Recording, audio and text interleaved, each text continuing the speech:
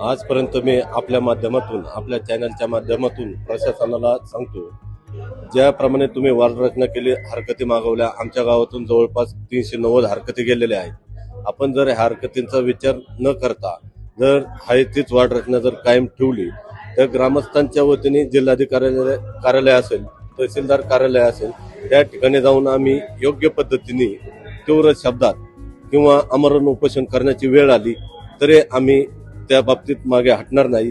वेळ आली तर नगर रस्ता सुद्धा अडवून आम्ही मोठ्या प्रमाणात आंदोलन करणार आहे आणि प्रशासनाचा त्या ठिकाणी जाहीर निषेध करणार आहे। आपण कुणाच्या तरी दबावात येऊन काम करताय हे त्या ठिकाणी स्पष्ट होणार आहे आणि आपले म्हणणं आम्ही तेवढेच घेणार की तुम्ही कोणाच्या दबावात येताय किंवा आम्ही सांगेन ते तुम्हाला तेवढंच ऐकावं लागणार आहे। पण येणारं आंदोलन हे प्रशासनाला न झेपणारं असेल। मी हे समस्त ग्रामस्थांच्या वतीने मी तुमच्या चॅनलच्या माध्यमातून प्रशासनाला सूचित करतो की आपण हरकतींचा योग्य तो विचार करावा। आम्ही कसल्याही प्रकारच्या दबावाच्या हरकती दिल्या नाहीये।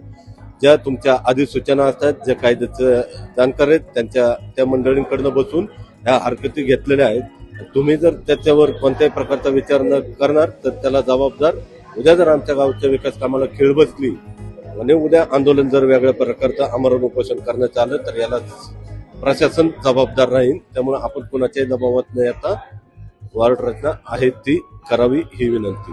या ठिकाणचे तरुण आणि अभ्यासू पद्धतीने अगदी सुटसुटीतपणे प्रशासनाला सांगितलं, आमच्या गावाच्या विकासाला जर अशा कुणाच्या राजकीय दबावाखाली जर फिरवलं जात असेल तर प्रशासनाला सुट्टी दिली जाणार नाही। प्रशासनालाही त्यांनी दमवजा चेतावणी दिलेली आहे। प्रशासनाने वेळीच डोळे उघडावेत आणि ह्या गावच्या हक्कासाठी, लोकशाहीचा आवाज बुलंद करण्यासाठी सहकार्य करावं हीच अपेक्षा। कॅमेरामॅन संदीप गुलेसह तुषार पायगुडे, महाराष्ट्र स्पेशल, शिक्रापूर।